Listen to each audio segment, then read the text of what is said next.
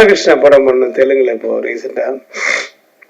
பாலகிருஷ்ணாவுக்கு வந்து யாராவது அவரை பார்த்து அப்படின்னு சிரிச்சுட்டா போதும், அவருக்கு ஒரே கோவம். ஏய் எந்துக்கு நவுத்துறாரு, எந்துக்குறாங்க, ஆயின எந்துக்கு நவுத்துறாரு, எதுக்கு நவுத்துறாரு அப்படின்னு அப்படின்னு ஒருத்தரும் யாராவது கூப்பிட்டு ஏன்டா சிரிச்சேன், எதுக்குடா என்ன பார்த்து சிரிக்கிற அப்படின்னு. ஒன்றும் இல்லை சார், ஒரு வாட்டி ஏதோ ஒரு இவன் சரவண மாட்டினான். எப்படின்னா அப்போ ஃபேன் திருப்பி அப்படின்னு இவன் ஃபேனை திருப்பிட்டு அவருக்கு வீக்கெல்லாம் கொஞ்சம் அப்படி அதிரமா இருந்தோடனே இவன் சிரிச்சுட்டான். ஏய் எதுக்கு சிரிச்சிடணும், எதுக்கு நவுத்துனாரு சார், நான் ஐயோ போய் அச்சிட போறாரு, நம்ம அசிஸ்டன்ட் வேற அச்சுன்னு சொல்லு. இல்லை சார் நான் அசிஸ்டன்ட், அது நம்ம assistant director sir Saravanan sir அப்படின்னு. இதுல ஏதோ ஆப்போசிட் கேங்கு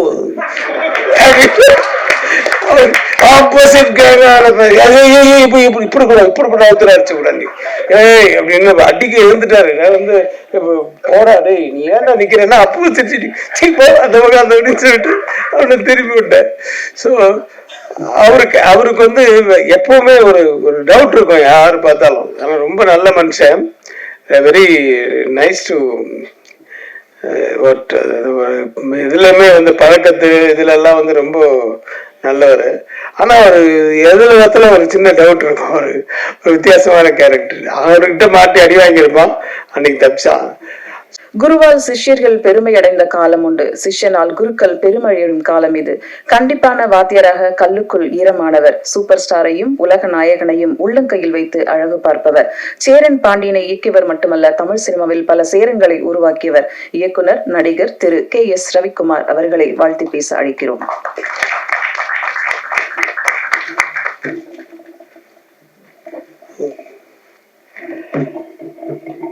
பத்திரிகை நண்பர்களிலிருந்து அனைவருக்கும் வணக்கம். முதல்ல இந்த மாதிரி சினிமா ஃபங்க்ஷன்னா ஃபர்ஸ்ட் டைரக்டரை பற்றி தான் நான் எங்கே போனாலும் பேசுறது. ஆனால் இந்த படத்தில் இந்த விழாவில் வந்து முதல்ல ப்ரொடியூசரை பற்றி பேசுகிறேன். பட் அவரும் ஒரு டைரக்டராக இருக்கிறதுனால அவருக்கு தான் முதல்ல என்னுடைய நன்றி. ஏன்னா நான் தயாரிச்ச அந்த படம் கூகுள் குட்டப்பா வந்து ரொம்ப வருஷத்துக்கு அப்புறமா, தெனாலிக்கு அப்புறமா கிட்டத்தட்ட 20 வருஷம் கழிச்சு நான் மறுபடியும் ப்ரொடக்ஷன்ல வரும்போது தயாரிக்கிற படம். ஸோ அந்த படத்துல வந்து நம்ம அசிஸ்டன்ஸை இன்ட்ரடியூஸ் பண்ணோம். ஸோ இவங்க நல்லா வரணுமேன்றது ஒரு பயம் இருந்துகிட்டே இருக்கும்போது அந்த படம் ரிலீஸே ஆகலை. அந்த படத்தை அவர் பார்க்கவும் இல்லை, ஒரு சாங்கு கூட பார்க்கல, எந்த சீக்வன்ஸும் பார்க்கல. ஆனால் என்னுடைய அசிஸ்டன்ஸ் அப்படிங்கிற ஒரு நம்பிக்கை மேலே அவங்களுக்கு வந்து அஃப்கோர்ஸ் கதை கேட்டு அந்த கதை பிடிச்சதுக்கு அப்புறம் தான் ஒரு டைரக்டர் ஆக்கினாரு. பட் இருந்தாலும் அந்த நம்பிக்கையை வச்சு அவங்க தட் இஸ் இயக்குனர் ஆக்கிய விஜய் சந்தர் அவர்களுக்கு மிக்க நன்றி. ஏன்னா ஆக்சுவலா வந்து இந்த படம் ரிலீஸுக்கு முன்னாடியே பண்ணதுனால நீங்க தான் அவங்களுக்கு பெரிய சப்போர்ட் ஃபர்ஸ்ட்.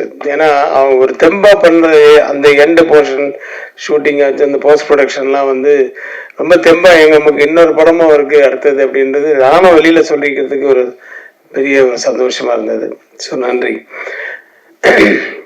இன்றைய கதாநாயகன் ஆடியோ ரிலீஸ் தானப்பா சாம் CS. அவரோட அப்பப்போ கொஞ்சம் ஒர்க் பண்ண அனுபவம் இருக்கு. இந்த கலைஞர் நூறில் கூட என்ன வந்து நான் இந்த கலைஞர் தசாவதாரம் பண்ண சொல்லி ஒரு 10 இயக்குநர்கள் வந்து நம்ம ஆஃபீஸில் வந்து உட்காந்துட்டாங்க, நீங்கள் தான் பண்ணோம், ஏன்னா தசாவதாரம்னு இருந்தால் நல்லா இருக்கும் அப்படின்னு யோசிச்சேன். சரி நான் அதிலெல்லாம் பண்ணிவிட்டு அதில் மியூசிக் வந்து சாம் CS சொன்னோன்னா ஒரு வார்த்தை கூட மறுப்பு சொல்லாமல் இம்மீடியட்டாக போட்டு கொடுத்தாரு. ஸோ கொஞ்சம் அப்பப்போ பழக்கம் இருக்கு. அவருடைய ஸ்டுடியோவுக்கும் போயிருக்கேன். ஒரு மாதிரி வித்தியாசமான ஒரு வாய்ஸ் அவருக்கு. இந்த படத்துல கூட இந்த மயக்கிட்ட நீங்க தானே பாடிருக்கீங்க, அந்த மாதிரி வாய்ஸ் நிறைய படங்கள் நிறைய பாட்டுகள் அவர் வித்தியாசமான வாய்ஸ்ல பாடியிருக்காரு. மியூசிக் மேல ஒரு பயங்கர ஒரு வெறி. ஆபீஸ்ல வந்து என் கூட பேசும்போது சொல்லியிருக்காரு. அதை பத்தி எல்லாம் பெருசா வந்து ஞானசன் அப்படின்னு நான் சொல்லிக்க மாட்டேன் என்ன, ஆனா வந்து வெறி இருக்கு சார், எனக்கு நிறைய வெறி இருக்கு. அதை போடணும், இது பண்ணோம், இப்படி பண்ணோம், வித்தியாசமா பண்ணோன்ட்டு. அந்த வெறி கொஞ்சம் கொஞ்சமா தெரியுது ஒவ்வொரு படத்துலயும், அப்படி மெருகேறிட்டே போகுது. Continue that. All the best சாம்.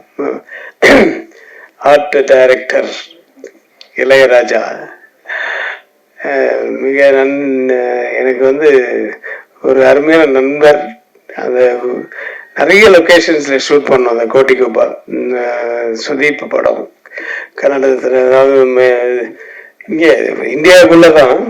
ஆனால் நிறைய அங்கே பெங்களூரு, மறுபடியும் சென்னை, மறுபடியும் கொடைக்கானல், இது மாதிரி நிறைய இதில் பண்ணோம்.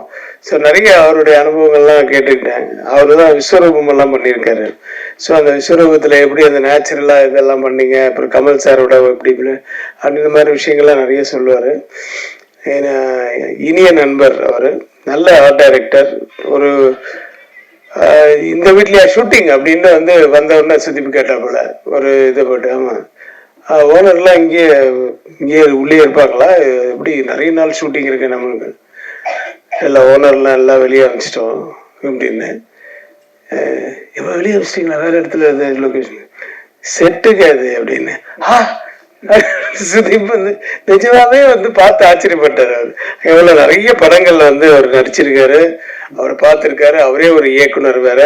அவரே வந்து அது வந்து செட்டு மாதிரி ஃபீல் பண்ணாத ஒரு வீட்டை வந்து பார்த்த உடனே நிஜமா ஃபீல் பண்ணார்ல, அதுதான் நமக்கு சக்சஸ்.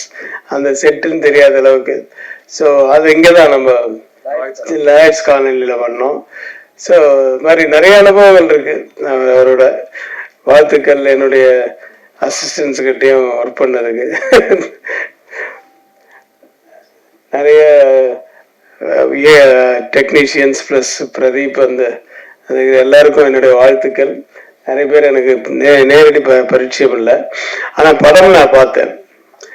ஹன்சிகாவுக்கு என்ன மாதிரி பெர்ஃபார்மன்ஸ் வரும் அப்படின்றலாம் தெரியும் எனக்கு. ஆனால் இதில் வந்து டக்குன்னு சேஞ்ச் பண்ணுறதெல்லாம் வந்து ரொம்ப பிரமாதமாக பண்ணியிருந்தாங்க. சில இடத்துல வந்து அந்த ஃபேஸ் எல்லாம் சேஞ்ச் பண்ணி பார்க்கும்போது அதில் சிஜி வேற இதில் இருந்தது. பட் அது ரொம்ப ரொம்ப நல்லா இருந்தது. எல்லாமே அந்த குழந்தைக்காக தான். அந்த சென்டிமெண்ட் இருக்கு படத்தில். சென்டிமெண்ட் மட்டும் இல்லை, அந்த செகண்ட் ஹாஃப்ல அந்த சென்டிமெண்ட் தான் ரொம்ப அது டச் ஆகிற இடம். அதுதான் ஒரு குழந்தைக்காக. கார்டியன் என்ற டைட்டில் வந்து என்ன சொல்ல வராங்க அப்படின்னு சொல்லும்போது, அந்த கார்டியன் டைட்டில் அந்த எண்டில் தான் எனக்கு வந்து திருப்தியாக இருந்துச்சு. It's really she is a Guardian for that girl அப்படின்ற ஃபீல் வந்துச்சு. அதுக்கு மேலே கதையை சொல்லக்கூடாதுல்ல. அந்த லேடி ஆர்டிஸ்ட், அந்த அவங்க அம்மாவை நடிச்சவங்க எல்லாருமே ரொம்ப நல்லா பண்ணியிருந்தாங்க. தங்கதுரை ஆஸ் யூஷுவல், நீயும் மொட்டை ராஜேந்திரனும் பின்னிட்டீங்க.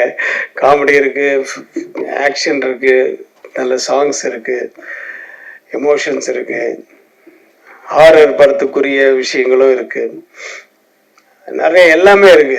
என்னுடைய படங்கள்ல இருக்கிற மாதிரி எல்லா கலவையும் சேர்ந்த ஒரு படம் தான் அது. இப்போ கடைசியா இயக்குநர்களுக்கு வரேன். இந்த சபரி கிரீசன், குரு சரவணன், இவங்க தான் இப்படிதான் பேர் வரும் என்னுடைய படங்கள்ல. அவங்களுடைய பேரெல்லாம் இவங்க ரெண்டு பேரையும் வந்து ஆக்சுவலான கோவில் குட்டப்பாக்கு வந்து 2 பேர் தான் வந்து இந்த மலையாள படத்தை ஒன்று காமிச்சு நீங்க நடிக்கணும் அப்படின்னாங்க. அதுக்கப்புறம் தயாரிப்பாளர் ஆகிட்டேன்னு வச்சுக்கோங்க. அதுல வந்து நீங்க அவங்க அந்த படத்தோட இயக்குனராக முதல்ல இருக்க வேண்டியது. அது அந்த படம் எடுக்கலன்னும் போது, நாளே எடுக்கும்போது நீங்களே பண்ணுங்க அப்படின்னு சொன்னாங்க. அவங்களுக்கு ரொம்ப சந்தோஷம். ஆனா பேர் எப்படி சபரிகிரீஷன், குரு சரவணன் அப்படின்னு ரொம்ப இருக்கக்கூடாது, ஷார்ட்டா கூப்பிட்ற மாதிரி இருக்கணும்னு சொல்லிட்டு ஒரு 10 பேர் எழுதி பார்த்ததுக்கு அப்புறம் வந்து சபரி சரவணன், குரு சரவணன் போது சபரி சரவணன் சொல்லி இது பண்ணேன். நீங்க என்னைக்குமே ஆனா நண்பர்களா இருக்கணும்.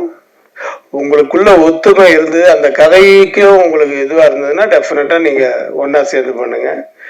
அப்படி இல்லையா தனித்தனியாக பண்ணா கூட உங்களுக்குள்ள இருக்கிற அந்த ஃப்ரெண்ட்ஷிப் மட்டும் போகக்கூடாது அப்படிங்கிறத நான் சொல்லியிருக்கேன் அவங்க கிட்ட. ஏன்னா எல்லா விஷயத்துலையுமே ஒத்து வரணும் இல்லையா. அதனால வந்து அந்த இது இந்த மாதிரி நம்ம அந்த படத்து ரிலீஸுக்கு முன்னாடி அவங்க 2 பேரும் ஒன்னா சேர்ந்து பண்ற அளவுக்கு ஒரு படம் அமைஞ்சது அவங்களுக்கு. 2 பேர் 2 எக்ஸ்ட்ரீம்னு எதுக்கு சொன்னேன்னா, ஒருத்தன் அந்த சரவணன் வந்து எப்போ பார்த்தாலும் சிரிச்சுக்கிட்டே இருப்பான். இது பாருங்க, இப்படியே எப்போ சிரிச்சுட்டு இருப்பான். இவன் எப்பவும் சிரிக்கவே மாட்டான். அந்த மாதிரி 2 பேரும் 2 டிஃப்ரெண்ட் கேரக்டர்ஸ். இதுல வந்து எனக்கு ஒரு விஷயம் ஞாபகம் வருது. பாலகிருஷ்ணா படம் பண்ண தெலுங்குல இப்போ ரீசெண்டா. பாலகிருஷ்ணாவுக்கு வந்து யாராவது அவரை பார்த்து அப்படின்னு சிரிச்சுட்டா போதும், அவருக்கு ஒரே கோவம். ஏய் எந்துக்குற ஊத்துறாரு, எந்துக்குறா, ஏ ஆயில எந்துக்குற ஊத்துறாரு எதுக்கு நவுத்துறாரு அப்படின்னு ஒருத்தரும் யாராவது கூப்பிட்டு டேய் ஏன்டா சிரிச்சேன், எதுக்குடா என்ன பார்த்து சிரிக்கிறேன் அப்படின்னு. ஒன்றும் இல்லை சார். ஒரு வாட்டி ஏதோ ஒரு இவன் சரவண மாட்டினான். எப்படின்னா அப்போ ஃபேன் திருப்பி அப்படின்னு இவன் ஃபேனை திருப்பிட்டு அவருக்கு வீக்கெல்லாம் கொஞ்சம் அப்படி அதிரமா இருந்தோடனே இவன் சிரிச்சுட்டான். ஏய் எதுக்கு சிரிச்சிடணும், எதுக்கு நவுத்துனாரு சார், நான் ஐயோ போய் அச்சிட போறாரு, நம்ம அசிஸ்டன்ட் வேற அச்சுன்னு சொல்லு. இல்லை சார் நான் அசிஸ்டன்ட், அது நம்ம assistant director sir Saravanan sir அப்படின்னு.